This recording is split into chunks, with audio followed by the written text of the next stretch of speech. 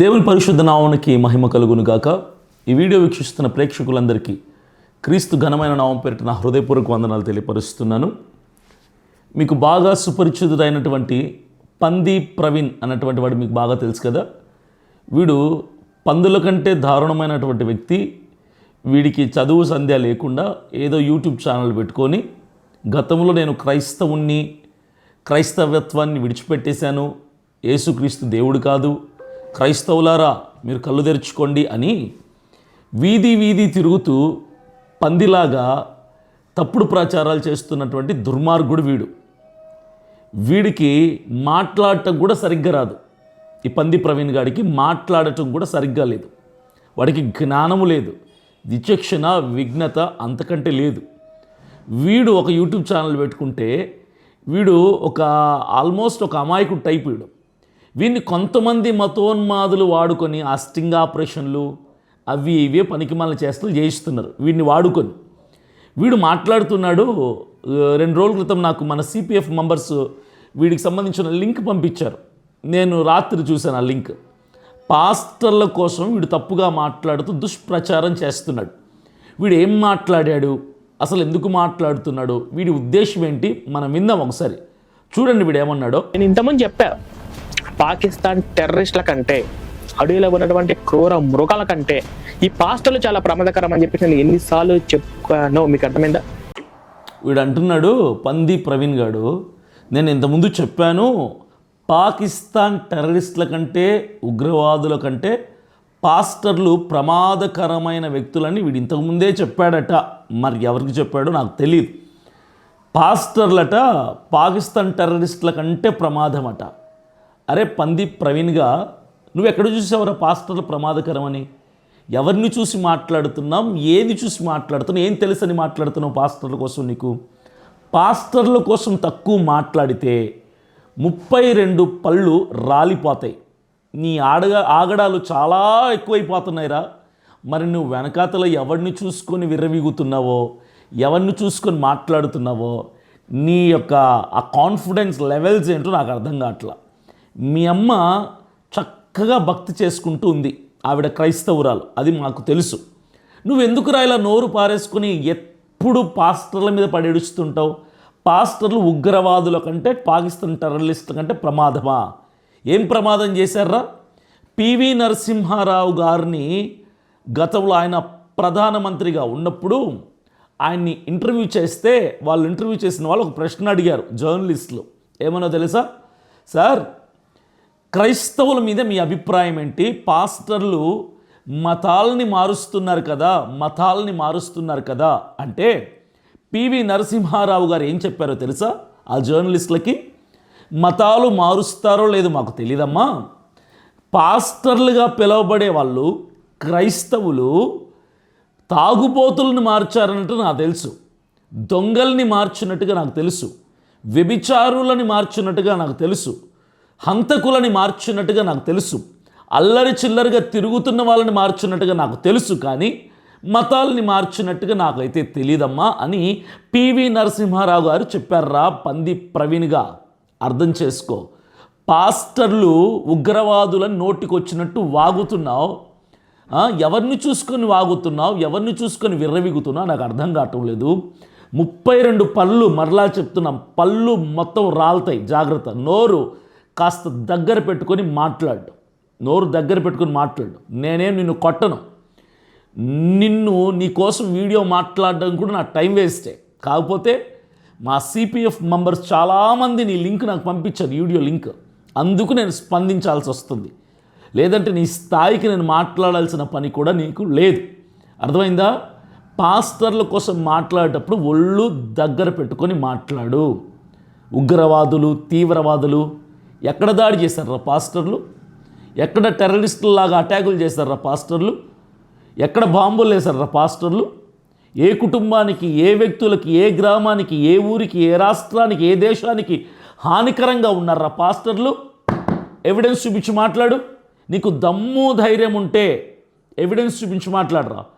పాస్టర్లని పట్టుకొని మాట్లాడేటప్పుడు జాగ్రత్తగా మాట్లాడు. ఒక ఛానల్ ఉంది కదా, ఏదో నేను కూడా మాట్లాడాలి కదని మాట్లాడావంటే నేను నిన్నేం చేయను రోయ్. క్రైస్తవుల్లోనే కొందరు ఉంటారు, వాళ్ళని మేము కంట్రోల్ చేయలేం.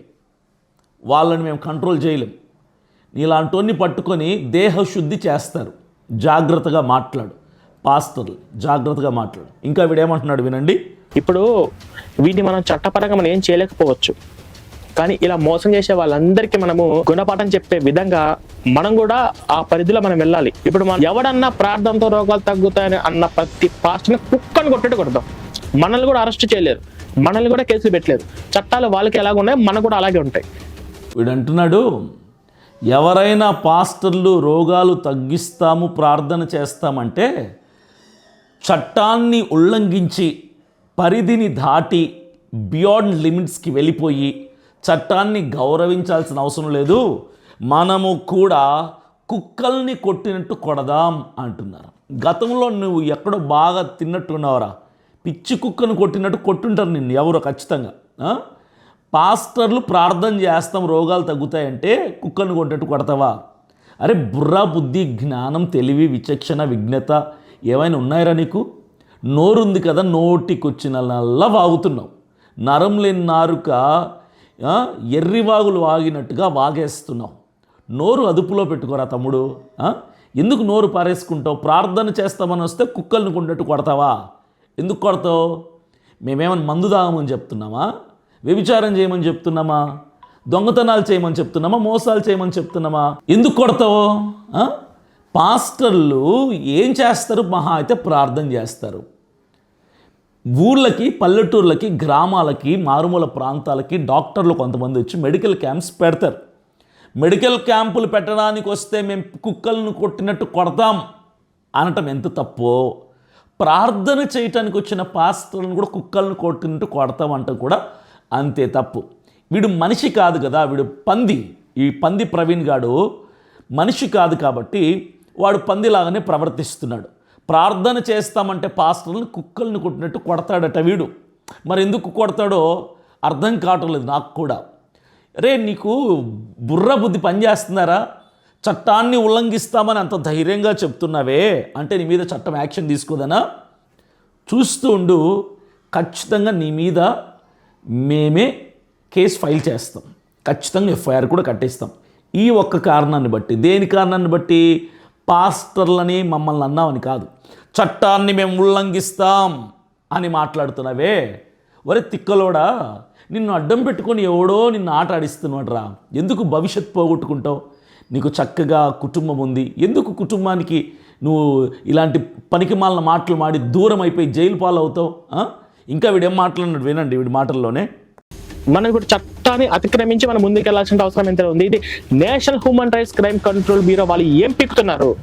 ఎవడన్నా కానీ ఇప్పుడు చట్టాలు గురించి పక్కన పెట్టేసండి, ప్రార్థనలో రోగాలు తగ్గుతాయని పాస్టర్ ఎవడన్నా వస్తే పిడికిలు గట్టిగా బిగించి, ఓకేనా, గట్టిగా బిగించి గట్టిగా ముక్కు మీద ఒక గుద్దు గుద్దండి. కొడితే ముక్కులోంచి రక్తం రావాలి, లేకపోతే నేను మిమ్మల్ని కొట్టాల్సి వస్తుంది.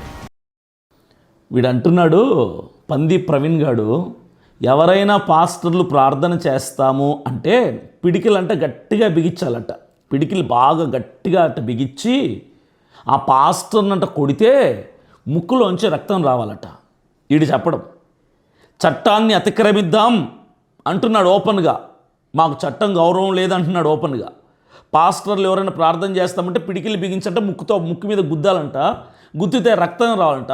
ఒకవేళ అలా గుద్దకపోతే నేను మిమ్మల్ని గుద్దుతా అంటున్నాడు. వీడు ఎర్రోడా ఎడ్డోడా, వీడు పిచ్చోడా మెంటలోడా నల్ల. అరే అర్జెంటుగా, అరే మతోన్మాదులారా, వీడిని అర్జెంటుగా తీసుకెళ్ళి ఏదైనా పిచ్చి హాస్పిటల్ అడ్మిట్ చేయండిరా.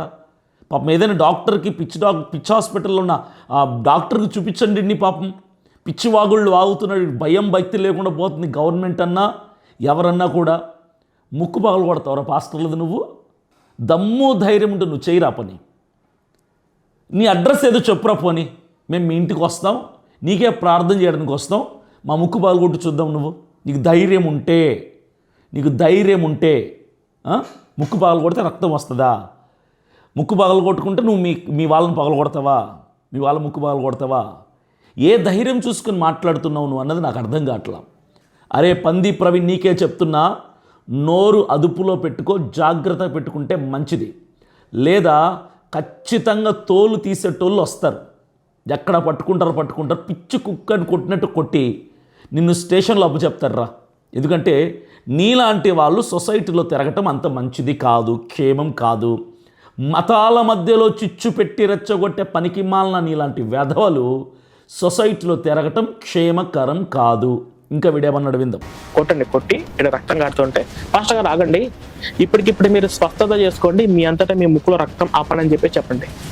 సాధ్యమవుతుందా? వీళ్ళు చచ్చిపోయిన వాళ్ళను బతికించేటోళ్ళు, రోగాలతో స్వస్థతలు చేసామని చెప్పేసి నమ్మేసి మోసం చేసి వీళ్ళ ముక్కులో రక్తం కారుతుంటే ఆపుకోలేరా? అలా మీరు క్వశ్చన్ చేయండి. అయిపోయింది. ఈడేమంటున్నాడంటే పాస్టర్లు ఎవరైనా ప్రార్థన చేస్తామని వస్తే ముక్కు మీద కొట్టండి రక్తం కారుతుంది కదా.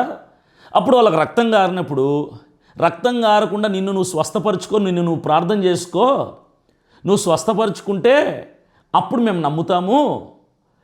నువ్వు ఎవరినో చచ్చిపోయిన వాళ్ళని లేపుతాము, ఆరోగ్యం బాగాలేని వాళ్ళ కోసం ప్రార్థన చేస్తాము, స్వస్థపరుస్తాము అంటున్నావు కదా, ఫస్ట్ నిన్ను నువ్వు స్వస్థపరచుకో అని ముక్కు మీద గుద్ది పాస్టర్ని రక్తం వచ్చేటప్పుడు ఆ మాట చెప్పాలట అని వీడు చెప్తున్నాడు. ఈ పనికిమాలిన సన్నాసి వెధవగాడు. ఇప్పుడు నేను ఒక బెస్ట్ ఎగ్జాంపుల్ ఇస్తా. నేనైనా నా తోటి పాస్టర్లు ఎవరైనా ఇప్పటి వరకు మా దగ్గరికి రండి, మేము మిమ్మల్ని స్వస్థపరుస్తాం, పూర్తిగా 100% బాగు చేస్తాం అని ఇక్కడేం చెప్పారా? స్వస్థత ప్రార్థనలు చేయబడును అని చెప్తాం, అది చెప్తాం. సువార్త స్వస్థత సభలు అని పెడతాం. అంతేకాని ఖచ్చితంగా మా దగ్గరికి వస్తే 100% స్వస్థత చేస్తామని ఏ పాస్టర్ కూడా చెప్పడరా పంది ప్రవీణ్గా. ఈ పంది ప్రవీణ్ గారిని వెంబడించేటోళ్ళు మరలా వీనికి కూడా ఒక ఫ్యాన్స్ తగలడ్డారు. వినండి, మీకే చెప్తున్నా, ఏ పాస్టర్ కూడా 100కి 100% మేమే స్వస్థత చేస్తామని చెప్పడు. స్వస్థత ప్రార్థనలు చేస్తామంటారు. దానికి దీనికి చాలా వ్యత్యాసం ఉంది. మీరు గుండె జబ్బు వచ్చినప్పుడు లేదంటే ఏదో జబ్బు చేసినప్పుడు హాస్పిటల్కి వెళ్తారు. హాస్పిటల్కి వెళ్ళినప్పుడు డాక్టర్తో ఇలా అంటే ఎలా ఉంటుంది? ఏమని, డాక్టర్ గారు 100లైనా 1000లైనా 1,00,000లైనా కోట్లైనా ఖర్చు పెడతాం, మా దగ్గర బోల్డ్ అంత ఆస్తి ఉంది, కాబట్టి మీరు నన్ను ఎలాగైనా వైద్యం చేసి బాగు చేస్తారా? ఖచ్చితంగా అగ్రిమెంట్ తెచ్చాను, 100 రూపాయల అగ్రిమెంట్ తెచ్చాను, దీని మీద మీరు సంతకం పెట్టి స్టాంప్ వేస్తారా? నువ్వు ఎంత కావాలంటే అంత డబ్బులు ఇస్తా, కానీ నాకు గ్యారెంటీ ఇస్తారా నన్ను బాగు చేస్తారని అని MBBS, MS, MD అమెరికాలో చదువుకొని వచ్చినటువంటి మహా గొప్ప వైద్యుల్ని సంప్రదించి ఈ మాట అడిగితే డాక్టర్ ఏమంటాడు తెలుసా? అరే, నువ్వు 1000, లక్షలు, కోట్లు పెట్టినా సరే నేను నీకు వైద్యమే చేస్తాను, కానీ నువ్వు ఖచ్చితంగా బాగా అవుతుంది, నీకు గ్యారెంటీగా నయం అవుతుంది అన్న గ్యారెంటీని నేను ఇవ్వలేనురా బాబు. ఆ గ్యారెంటీ ఇవ్వగలిగిన వాడు ఒక్క దేవుడు మాత్రమే, నేను డాక్టర్ని మాత్రమే. దేవుడు ఇస్తాడు, ఇది నీకు జబ్బు నయం అవుతుందా లేదా అని తెలిసింది ఆయనకే, నాకు తెలీదు. కాబట్టి నువ్వు నాకు కోట్ల రూపాయలు ఇస్తానన్నా సరే నువ్వు తెచ్చుకున్న 100 రూపాయల బాండ్ మీద నేను సంతకం పెట్టలేను. అయితే ట్రీట్మెంట్ చేసుకో లేదా చచ్చిపో అంటాడు డాక్టర్. ప్రపంచంలో ఏ డాక్టర్ కూడా జబ్బు నయం చేసుకోవడానికి వెళ్ళినప్పుడు డాక్టర్ దగ్గరికి గ్యారంటీ ఇవ్వడు. ఏమంటాడు? నా డ్యూటీ ఏదో నేను చేస్తాను సార్, నా వంతు ప్రయత్నం నేను చేస్తా, నాకున్న జ్ఞానమంతా వాడి, టెక్నాలజీ అంతా వాడి బతికించే ప్రయత్నం చేస్తా, జబ్బు నయం చేసే ప్రయత్నం చేస్తా. ఏం చేస్తా? ప్రయత్నం చేస్తా. ఆ తర్వాత దేవుడి దయ అంటారా లేదా? ఆ తర్వాత దేవుడు చూసుకుంటాడు అంటారా లేదా? ఇప్పుడు డాక్టర్ అయిన నువ్వు గ్యారంటీ ఇవ్వవు కాబట్టి రే ఎవరు హాస్పిటల్స్కి వెళ్ళొద్దండ్రా అని చెప్పినట్టుంది పంది ప్రవీణ్ గాడి కథ వ్యవహారం. డాక్టరు గ్యారంటీ ఇవ్వడు కాబట్టి జబ్బు నయం అవుతుందని పేషెంట్లారా ఎవ్వరు హాస్పిటల్స్కి వెళ్ళొద్దండి, గ్యారంటీ ఇస్తేనే వెళ్ళండి అని చెప్తే ఎలా ఉంటుంది? ఎంత వ్యంగ్యంగా ఉంటుంది. పైగా ఇంకో మాట చెప్తా, మనం ఎప్పుడైనా హాస్పిటల్కి వెళ్ళినప్పుడు ఒక యాంజియోగ్రామ్ టెస్ట్ కానీ, ఒక ఆపరేషన్ కానీ, ఒక సిజరిన్ కానీ, ఒక సర్జరీ కానీ, ఒక స్టంట్ కానీ, ఒక యాంజియోగ్రామ్ ఇలాంటి టెస్ట్లకు ఎప్పుడైనా వెళ్ళినప్పుడు, ఇలాంటి ఆపరేషన్లకి, సిజరిన్లకి, సర్జరీలకు వెళ్ళినప్పుడు డాక్టర్ ఒక అప్లికేషన్ ఫామ్ ఇస్తాడు, అందులో సంతకం పెట్టించుకుంటాడు. భార్యది కానీ, అమ్మది కానీ, నాన్నది కానీ, కుటుంబీకులది కానీ సంతకం పెట్టించుకుంటాడు. ఆ ఫామ్ ఏంటో తెలుసా? ఈ ప్రయత్నంలో వైద్యం చేస్తున్నప్పుడు లేదా ఆపరేషన్ చేస్తున్నప్పుడు లేదా స్టంట్ వేస్తున్నప్పుడు లేదా బైపాస్ చేస్తున్నప్పుడు లేదా ఈ పరీక్ష చేస్తున్నప్పుడు ఒకవేళ ఈ పేషెంట్ యొక్క ప్రాణం పోయిందనుకో, మేము జవాబుదారులం కాదు. We are not accountable, we are not answerable for this person's life. ఈ వ్యక్తి యొక్క ప్రాణానికి మేము జవాబుదారులం కాదు. మీకు అనుకూలమైతే సంతకం పెట్టండి. అంటే డాక్టర్ ఏం చెప్తున్నాడు ఇండైరెక్ట్గా, మా ప్రయత్నంలో ఈ వ్యక్తి చచ్చిపోతే మాకు సంబంధం లేదమ్మా, మీరు లక్షలు కోట్లు కట్టుండొచ్చు, కానీ మేము ప్రయత్నమే చేస్తాం, ప్రయత్నంలో ప్రాణాలు పోయే అవకాశాలు కూడా ఉంటాయి, మీకు సమ్మతం అయితేనే ఆపరేషన్ చేస్తాం, మీకు సమ్మతం అయితేనే పని ప్రారంభిస్తాం, సమ్మతం అయితేనే మా వైద్యాన్ని మేము ప్రారంభిస్తాం అంటాడు డాక్టర్. అలాగని మనం సంతకం పెట్టడం ఆపేస్తామా? చచ్చిపోయినా పర్లా మీరు ప్రయత్నం చేయండి డాక్టర్ గారు అని సంతకాలు బోల్డ్ అని పెట్టాం మనం ఇప్పటివరకు. సంతకం పెట్టి మన తాలూకు పేషెంట్ని డాక్టర్ చేతుల్లో అప్పచెప్తాం. అయితే బ్రతుకుతాడు లేదా పోతాడు, దేవుడే చూసుకుంటాడులే అని డాక్టర్ చేతుల్లో పెడతాం. డాక్టర్ ఏం చేస్తారు తెలుసా? దేవునికి పూజ చేసుకుంటాడు, దేవునికి ప్రార్థన చేసుకుంటాడు. హైందవులైనా, ముస్లిం డాక్టర్ అయినా, క్రిస్టియన్ డాక్టర్ అయినా, నా ప్రయత్నం నేను చేస్తున్నా దేవుడా, నువ్వు ఈ మనిషిని బతికించు, ఈ ఆపరేషన్ సక్సెస్ చేయి అని ప్రతి డాక్టర్ కూడా దేవుణ్ణే కోరుకుంటాడు. మీరు కావాలంటే ఒకటి అబ్జర్వ్ చేయండి, ఈ ప్రపంచంలో ఉన్నటువంటి జనరల్, గవర్నమెంట్, కార్పొరేట్ హాస్పిటల్స్, ఏ హాస్పిటల్కి వెళ్ళినా స్టార్టింగ్లో ఎంట్రన్స్లో దేవుడు ఉంటాడు. అది హైందవులు కానీ, క్రైస్తవ దేవుడు కానీ, ముస్లిం దేవుడు కానీ, ఎవరైనా ఒక దేవుణ్ణి పెట్టుకుంటారు. ఎందుకో తెలుసా? Even doctors depend on God. వైద్యులు కూడా దేవుని మీద ఆధారపడతారు. అలాగే పాస్టర్ కూడా డాక్టర్ లాంటోడే. మీరు మా జబ్బు నయం చేయండి అని వస్తే మేము ఖచ్చితంగా ప్రార్థన చేస్తామంటాం. అంటే మేము ప్రయత్నం చేస్తాం, మీ తల మీద చేయి పెడతాం, ప్రార్థన చేస్తాం, స్వస్థత కూటాలని పెడతాం, స్వస్థత ప్రార్థనలు చేయబడునని చెప్తాం. మీరు మా దగ్గరికి రండి, మీ రోగాలు నయం అవటానికి ప్రార్థన చేస్తామని చెప్తాం. అంతే కానీ గ్యారంటీ ఇస్తామని చెప్పం. ఎందుకో తెలుసా? మీకోసం ప్రార్థన చేయటమే మా వంతు, మీ తల మీద చేసి ప్రార్థన చేయటమే మా వంతు, మీ తల మీద ఆయిల్ పోసి ప్రార్థన చేయటమే మా డ్యూటీ. బతికిస్తామా, జబ్బు పూర్తిగా నయం చేస్తామా మాకు కూడా తెలియదు. మేము దేవుణ్ణి అడుగుతాం, ప్రవ్వా నేను ప్రార్థన చేస్తున్నా, స్వస్థపరచు వాడవు నువ్వు స్వస్థపరచాలంటే స్వస్థపరచు అని దేవునికి వదిలేస్తాం ఆ భారాన్ని. స్వస్థత ప్రార్థనలు చేస్తాం, స్వస్థపరిచే వాళ్ళమైతే మేము కాదు. పాస్టర్ స్వస్థపరచుడు, దేవుడు స్వస్థపరుస్తాడు. పాస్టర్ ముక్కు మీద కొడితే రక్తం రావాలి, ఫస్ట్ ఆ రక్తం ఆపుకోమని చెప్పండి ప్రార్థన చేసి అన్నావు కదరా పంది ప్రవీణ్గా. ఇప్పుడు రక్తం ఆగిపోవాలని మేము ప్రార్థన చేసుకుంటాం, కానీ ఆ రక్తం ఆగాల లేదా అన్నది దేవుని చేతుల్లో ఉంటుంది. దేవుని నిర్ణయం అది. ఆయన ఆపాలనుకుంటే ఆపుతాడు, రావాలంటే ఇంక బ్లీడ్ అవ్వాలంటే బ్లీడ్ అయ్యేలాగా చేస్తాడు. అది దేవుని ఇష్టం. మేము గ్యారంటీ ఇవ్వలేదు కదా ఖచ్చితంగా చేస్తాం అని. ఎలాగైతే డాక్టర్ దగ్గరికి వెళ్ళి డాక్టర్ చేతుల్లో పెట్టి మీ ప్రయత్నం చేయండి సార్ అంటారో, విశ్వాసులు, అన్యులు, క్రైస్తవులైనటువంటి, పాస్టర్లైనటువంటి, దైవజనులైనటువంటి వాళ్ళ దగ్గరికి వస్తారో ఒకటే నిర్ణయంతో రండి. నేను ప్రార్థన చేయించుకోవడానికి సేవకుడి దగ్గరికి వెళ్తున్నా, చర్చికి వెళ్తున్నా, ప్రార్థన మాత్రమే సేవకుడు చేస్తాడు, ఆయన ప్రయత్నమే ఆయన చేస్తాడు, స్వస్థపరచాల్సింది దేవుడే. గుర్తుపెట్టుకోండి. అభినయ్ దర్శన్ అయినా ఇంకో సేవకులైనా మీరు ప్రార్థన చేయించుకోవడానికి ఏ జబ్బుతో ఉన్నా, మరణకరమైన స్థితిలో ఉన్న రోగంతో అయినా వచ్చేటప్పుడు ఒకటి ప్రిపేర్ అవ్వండి. నా వంతు ప్రయత్నం నేను చేస్తున్నా, పాస్టర్ గారి వంతు ప్రార్థన ఆయన చేస్తాడు, దేవుడి చిత్తం అయితే బతికిస్తాడు, దేవుని చిత్తం లేకపోతే తీసుకుపోతాడు. ఈ ప్రయత్నం నేను చేయటానికి మాత్రమే వెళ్తున్నా, అంతే తప్ప ఖచ్చితంగా పాస్టర్ బతికిస్తాడు అని వెళ్ళటం లేదని మెంటల్గా ప్రిపేర్ అవ్వండి. డాక్టర్ దగ్గరికి వెళ్ళేటప్పుడు కూడా అయితే ఉంటాం లేదా పోతాం, దేవుడి చిత్తం అనుకుంటాం. పాస్టర్ దగ్గరికి వచ్చేటప్పుడు కూడా ఇలాగే రండి, దేవుని మీద ఆధారపడండి. డాక్టర్ అయినా, పేషెంట్ అయినా, పాస్టర్ అయినా ఆధారపడాల్సింది అల్టిమేట్గా దేవుడి మీదే. బతికించాలన్నా, స్వస్థత ఇవ్వాలన్నా, నయం చేయాలన్నా, బాగు చేయాలన్నా దేవుడి చేతుల్లో ఉంటుంది. డాక్టర్ల చేతుల్లో, పాస్టర్ల చేతుల్లో ఉండదు. డాక్టర్ ప్రయత్నం చేసినట్టుగానే మేము కూడా ప్రయత్నం చేస్తాం. నేను ఆ మధ్య ఒక హాస్పిటల్కి వెళ్ళినప్పుడు ఆ హాస్పిటల్లో ఒక కొటేషన్ చూసా. పెద్ద పేరుగాంచిన డాక్టర్ ఆయన. ఆ హాస్పిటల్లో లోపలికి వెళ్ళినప్పుడు ఆఫీస్ రూమ్లోకి అక్కడ ఒక పెద్ద బోర్డు పెట్టాడు ఆయన, డాక్టర్ ట్రీట్స్, గాడ్ హీల్స్. వైద్యుడు వైద్యం మాత్రమే చేస్తాడు, స్వస్థతని దేవుడు మాత్రమే ఇవ్వగలడు. మేము చేసేది వైద్యమే సార్, స్వస్థతని ఇవ్వకపోవడం దేవుని ఇష్టం అని రాశాడనమాట. సో ఈ పంది ప్రవీణ్ గారికి మిడిమిడి జ్ఞానం, అర్ధ జ్ఞానం కలిగిన వీడు ఏదో పిచ్చి కారు కూతలు కూస్తున్నట్టు వీడి మాటలు పట్టించుకోవాల్సిన అవసరత ఏమాత్రం కూడా లేదు. పాస్టర్ల గురించి తక్కువ చేసి మాట్లాడితే నేను ఒప్పుకోను. పంది ప్రవీణ్గా నోరు జాగ్రత్త, నాలుక జాగ్రత్త, ఒళ్ళు జాగ్రత్త. ముందే చెప్తున్నా, పాస్టర్ల కోసం ఇంకొకసారి నువ్వు తక్కువ చేసి ఇలాంటి పనికిమాలిన మాటలు మాట్లాడి ప్రజల్ని, పాస్టర్లని కొట్టండి అంటే వైలెన్స్ని ఎంకరేజ్ చేస్తున్నావు నువ్వు. కొట్టండి, రక్తపాతం చేయండి, చట్టాన్ని ఉల్లంఘిద్దాం, అతిక్రమిద్దాం అని మాట్లాడుతున్నావే. అరే మనిషివారా నువ్వు?